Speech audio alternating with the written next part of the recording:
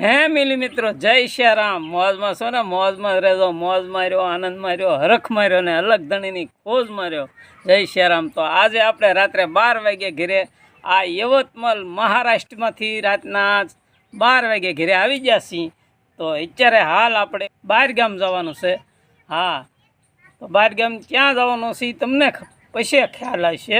હા, ઓલી કહેવત છે કે દીકરીને ઘરે જવા દે, ઘીને ગોળ ખાવા દે ને તાજી માજી થાવા દે ને પછી મને ખા, આવું એક વાર્તા છે।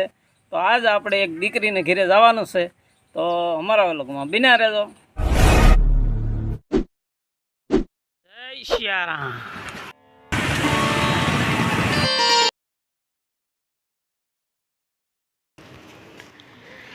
ફેમિલી મિત્રો, આપણી ગાડી હવે 4 થઈ ગઈ ને આપણે હવે જઈએ છીએ બહાર ગામ। હા, તો ક્યાં ગામ જાવી એ પછી ને તમને બાદમાં એટલે પછી ખબર પડશે। હા, તો અમારા વ્લોગમાં તમે બિના રહેજો।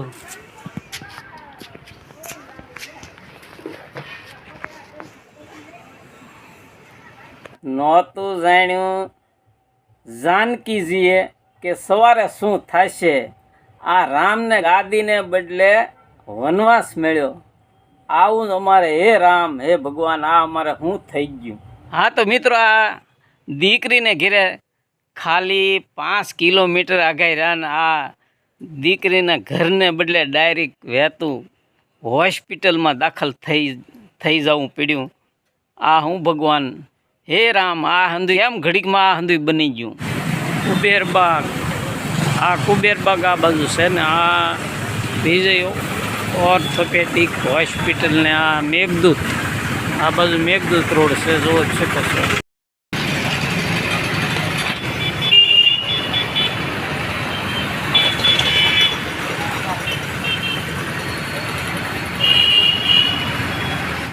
હા મિત્રો, તો આપણે 1:30 વાગ્યે કળસરથી આ 2 વ્હીલ ગાડી લઈને નીકળ્યા। હા, રોંસિયા આવ્યા, ઓથા આવ્યા, ઓથાથી આગળ ખડહિલ્યા અને આંગણકાના 2 ગામની વસાળેથી ને જે સાપરીનો રોડ નીકળે ને એ ડામર રોડ પટ્ટી છે, ત્યાં સીડ્યા। હા, જ્યાં સાપરી પોગવા આવ્યા ને ત્યાં સાપરીના ગામના પાદરમાં એક ઝરણું આલ્યું જતું હું, એટલે ખાલી 1 ઇંચ પાણી આલ્યું જતું હતું।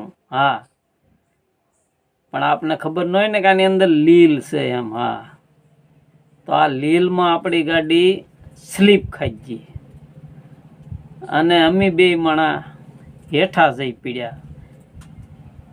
હા, ને એમાં જમણી બાજુથી અમારા ઘરના પડી ગયા, તો એને ખંભાથી કોણીને વસાળાનું હાડકું ભાંગી ગયું।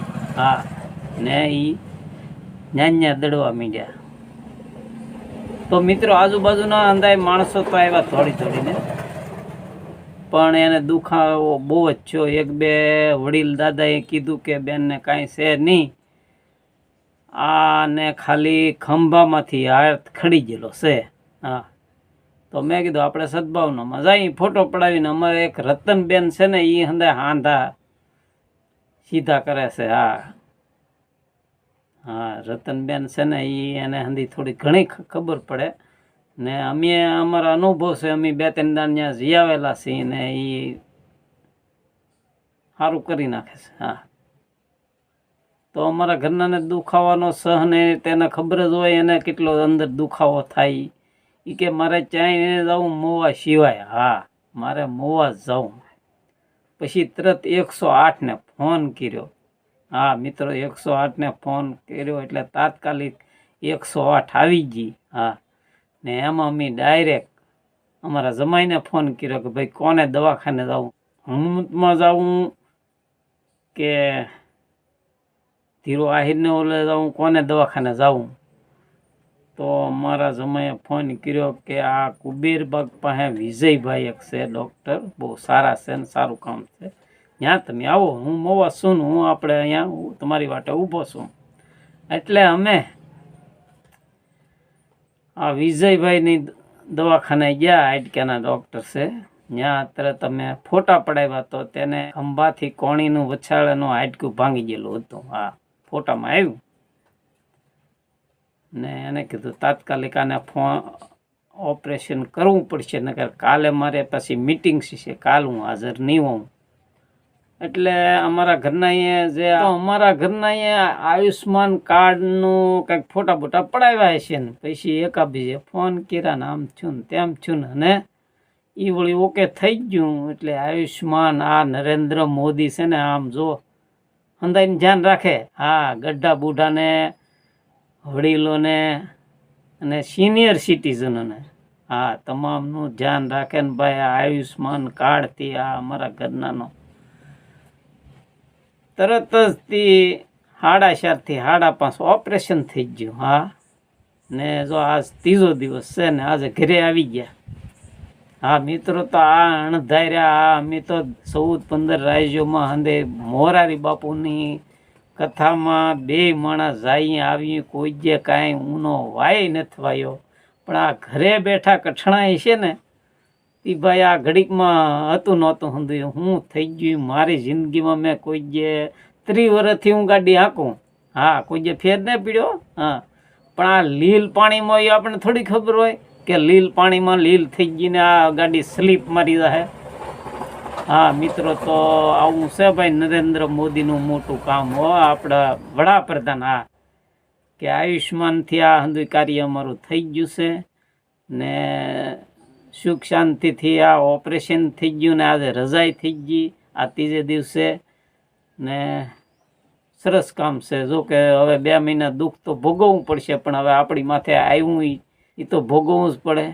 હા, હાલો મિત્રો, તો આ અણધાર્યા આ દુઃખદ સમાચાર હું તમને હંદાઈને આપું છું, પણ હંદાઈ મોજમાં રહેજો ભાઈ. હા, મોજમાં રહ્યો, આનંદમાં રહ્યો, હરખમાં રહ્યો ને અલગ ધણીની ખોજમાં તો રહેજો. હા, કારણ કે આ મનુષ્ય અવતાર આપણને મળ્યો છે ને હું તો આજે 2 દી છે મારે. જો હું પેલા ગોવર્ધન પર્વતમાં ભાગવત કથામાં 2 મણા જતા, ત્યાં લઈ આવીને તરત હું યવતમાલ મહારાષ્ટ્રમાં હા મોરારી બાપુની માતૃ પિતૃ શ્રાદ્ધની જે કથા હતી કથા પૂરી કરીને જે આવ્યો શું ઘેરે. હા, ને આ 2 દિવસે જ હું આ દીકરીને ઓલે આંટો મારવા જતા. હા, તો આવું હંધી બની ગયું ભાઈ. શું કરવું, જેવી ઈશ્વરની મરજી. આપણા હાથનું કાંઈ નથી હોય. એ બેઠો બેઠો જે કરે ને એમ થાય.